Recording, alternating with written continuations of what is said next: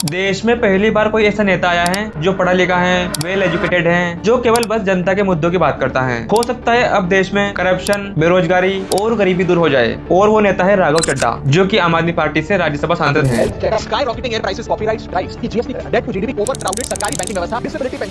कुछ लोग तो इसको अपना फ्यूचर पीएम तक देखने लग गए हैं। ये बात मैं नहीं बोल रहा हूँ, ये बात देश के युवा जेनजी वो लोग बोल रहे हैं। तो बात करते हैं क्या सच में देश को ऐसा ईमानदार और एजुकेटेड नेता मिल गया है जो कि प्राइम मिनिस्टर मोदी जी को टक्कर दे सकता है, या फिर केजरीवाल, मनीष सिसोदिया और प्रशांत किशोर की तरह अपनी सीट भी नहीं बचा पाएगा। क्योंकि जब केजरीवाल पॉलिटिक्स में नए नए आए थे तब उनके बारे में भी यही सब कहा जा रहा था कि देश में पहली बार कोई पढ़ा लिखा नेता आया है जो कि एक IITian है और पूर्व इनकम टैक्स ऑफिसर भी है। हो सकता है अब जाके देश की बेरोजगारी, गरीबी और करप्शन दूर हो जाए।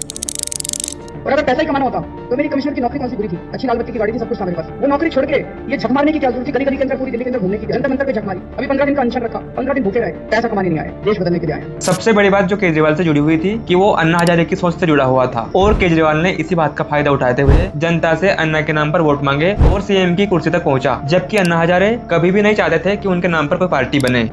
मेरे साथ में अरविंद केजरीवाल जब था, मैं कई सालों से उसको कह रहा था, आचार शुद्ध रखो, विचार शुद्ध रखो, जीवन निष्कलंक रखो, जीवन में त्याग करो। इतना कहते गया। शुरू में बहुत अच्छा काम किया उसने, पैसे के नशे में डूब गया और बिछड़ गया है।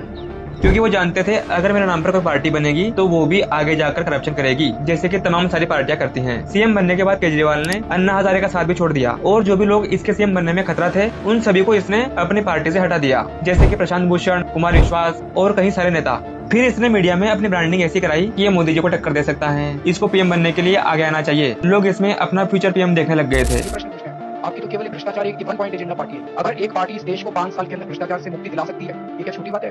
अगर भ्रष्टाचार खत्म हो जाएगा तो शिक्षा सुधर जाएगी, भ्रष्टाचार खत्म हो जाएगा स्वास्थ्य सुधर जाएगा, भ्रष्टाचार खत्म हो जाएगा बिजली पानी सब सुधर जाएगा। अगर एक ही मुद्दे के ऊपर मान लीजिए चुनाव लड़ा जाता है, मान लीजिए भ्रष्टाचार की दवाई है हमारी। और इसी चक्कर में इसने CM पद से इस्तीफा दे दिया था और ये बनारस से PM मोदी के खिलाफ लोकसभा का चुनाव लड़ा। चुनाव में मोदी जी से इसे करारी हार मिली। मतलब इस बंदे ने PM बनने के लिए मोदी जी की छवि खराब करने की भी पूरी कोशिश करी। मोदी ने पाकिस्तानियों के साथ सेटिंग कर रखी है, मोदी ने आतंकवादियों के साथ सेटिंग कर रखी है, उसकी पोल खोलने की जरूरत है।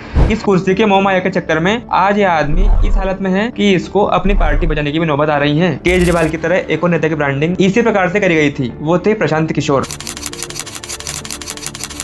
प्रशांत किशोर को बिहार चुनाव में सबसे ज्यादा मीडिया कवरेज मिला। सोशल मीडिया पर हर जगह PK के चर्चा हो रहे थे। आखिरकार बिहार को एक पढ़ा लिखा नेता मिल गया है जो बिहार की गरीबी दूर कर सकता है और बिहार में डेवलपमेंट ला सकता है। बट हुआ क्या, चुनाव में PK खुद अपनी सीट भी हार गया, क्योंकि लोग समझ गए जो व्यक्ति अपनी आधी उम्र तक देश के नेताओं के लिए पैसों में काम करता था, भले वो नेता ईमानदार हो या फिर करप्ट, तो फिर आप ही सोचिए जो व्यक्ति पैसों के लिए काम करता था वो कैसे देश का भला कर सकता है। सबसे बड़ी गलती प्रशांत किशोर की ये थी कि उसने अपनी ब्रांडिंग सोशल मीडिया पर कराई, न कि जनता के बीच जाकर देश के गरीब मजदूर किसान उनसे बातें करने की बजाय। सोशल मीडिया यूज करने वाले देश के 90% लोग तो कभी वोट ही नहीं देते हैं। वोटिंग करने वाले लोग होते हैं गांव के गरीब मजदूर किसान और महिलाएं। क्या राघव चड्ढा प्रशांत किशोर और केजरीवाल से अलग है, या फिर इसका भी इन दोनों की तरह हाल होने वाला है, या फिर इसकी पॉपुलैरिटी भी सोशल मीडिया तक सीमित रह जाएगी? तो अपन बात करते हैं कि जो मुद्दे राघव चड्ढा उठा रहे हैं एक्चुअली में वो मुद्दे जनता के लिए फायदेमंद भी है या नहीं है। पहला मुद्दा जो इसने उठाया है कि एयरपोर्ट पर खाने की चीजें इतनी महंगी क्यों है। क्या यह मुद्दा देश के गरीब मजदूर किसान इनसे जुड़ा हुआ है? जरा आप सोचिए, जब देश के 90% लोग तो कभी भी एयरपोर्ट पर जाते ही नहीं, एरोप्लेन में केवल वही लोग बैठते हैं जिनके पास बहुत पैसा है। तो आप ही सोचिए जो इंसान ऑलरेडी अमीर है उसको 500 रुपए का समोसा खरीदने में क्या प्रॉब्लम हो सकती है। ये मुद्दा तो देश के आम नागरिक के लिए बिल्कुल भी फायदेमंद नहीं है। इसने दूसरा मुद्दा उठाया था प्रॉपर HD क्वालिटी में रील बनाकर, वो था गिग वर्कर्स की सेफ्टी को लेकर, जैसे कि ब्लिंकिट, रैपिडो, जोमेटो, स्विगी, इनके जो ड्राइवर होते हैं इनकी सेफ्टी को लेकर। मान लेते हैं इसका मुद्दा सही था, ये मुद्दा डिलीवरी बॉयज के लिए फायदेमंद रहा। बट मेन थिंग ये है, इन दोनों मुद्दों पर ऑलरेडी गवर्नमेंट ने पहले ही बिल पास कर दिया था। बस इसने इन बिल्स को लागू होने से पहले क्रेडिट ले लिया ताकि लोगों को ऐसा लगे, तब जाकर ही गवर्नमेंट ने इस पर एक्शन लिया। और फिर सोशल मीडिया पर, रील्स पर इसकी PR टीम ने बिल्कुल ऐसा ही किया, क्योंकि अपने देश के लोगों को तो 30 सेकंड से ज्यादा का वीडियो तो देखना ही नहीं है। और यही कारण है कि अपने देश के लोगों का ब्रेन वॉश कोई भी कर सकता है, भले ही वो विदेशी नागरिक क्यों ना हो।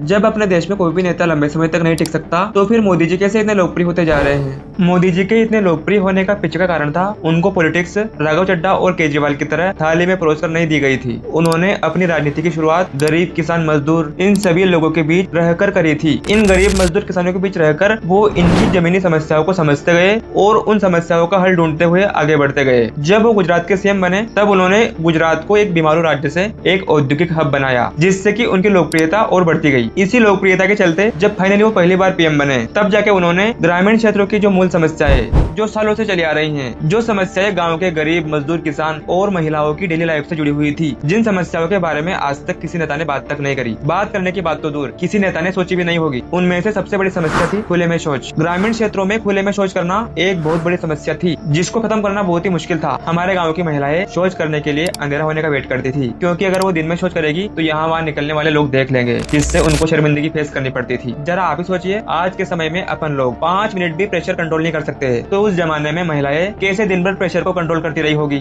मोदी जी ने इस खतरनाक समस्या को हल करने के लिए लोगों को जबरदस्ती मार मार कर शौचालय दिया। दूसरी समस्या थी चूल्हे की। देश की महिलाओं को खाना पकाने के लिए रोज खेत या जंगल में से लकड़ी लानी पड़ती थी। जिन महिलाओं के आसपास जंगल या फिर खेत नहीं थे उनके लिए तो खाना बनाना बहुत ही मुश्किल टास्क था। तो मोदी जी ने इस मूलभूत समस्या को भी समझा और लोगों को फ्री में गैस चूल्हा दिया। पानी की समस्या भी एक बहुत बड़ी समस्या थी। महिलाओं को पानी लाने के लिए भी बहुत दूर जाना पड़ता था। मकान की समस्या 2014 से पहले गाँव के 90% लोग कच्चे मकानों में रहते थे, जिससे उन्हें बरसात में ठंड में कई समस्याओं का सामना करना पड़ता था। मोदी ने इस समस्या को भी समझा। ऐसी कई सारी समस्याओं को मोदी जी ने हल किया। अगर मैं सारी समस्या को बताऊंगा तो आप मुझे बीजेपी का स्पोक्सपर्सन बोलोगे। और तो और भाई, जिन लोगों के बारे में आज तक किसी नेता ने बात तक नहीं करी, जैसे कि बूढ़े बुजुर्ग लोग और जो रोड पर सोते हैं वो लोग, मोदी जी ने डीबीटी के थ्रू बूढ़े व्यक्तियों के अकाउंट में पैसे डालने शुरू किए, जिससे कि उनको एक राहत मिली। और जो व्यक्ति रोड पर सोते हैं उनको भी मोदी जी ने पीएम आवास दिए, जैसे कि दिल्ली में स्वाभिमान फ्लैट्स। और यही कारण था कि मोदी जी की लोकप्रियता साल दर साल बढ़ती गई। फाइनल कंक्लूजन ये है कि कोई भी नेता कितना भी पढ़ा लिखा हो और या फिर सोशल मीडिया पर अपनी ब्रांडिंग करवाता हो, पीआर चलाता हो, भले वो सोशल मीडिया पर कितने भी मुद्दे उठा ले, वो जब तक जनता के बीच जाकर उनकी समस्या को नहीं समझेगा, समाधान नहीं ढूंढेगा, वो तब तक जनता के बीच लोकप्रिय नहीं हो पाएगा। पीएम बनने की बात तो दूर, वो तो खुद की सीट भी नहीं बचा पाएगा, क्योंकि बोलने में और करने में कहीं गुना फर्क होता है। बोलने वाले नेता कई सारे मिल जाएंगे, जैसे कि राहुल गांधी बोलते तो बड़ी बड़ी बातें हैं, बट जिन राज्यों में उनकी गवर्नमेंट है वहाँ जाकर देख लो क्या हो रहा है। बस करप्शन के अलावा कुछ भी नया काम नहीं हो रहा है। वही बेरोजगारी है, वही गरीबी है। तो भाई, राघव चड्ढा भले कितना भी अच्छा बोल ले, वो कभी भी देश के मजदूरों में, किसानों में, महिलाओं में लोकप्रिय नहीं हो पाएंगे, पीएम बनने की बात तो दूर। सो गाइस, इस मामले में आपकी क्या राय है, कमेंट करके बताना।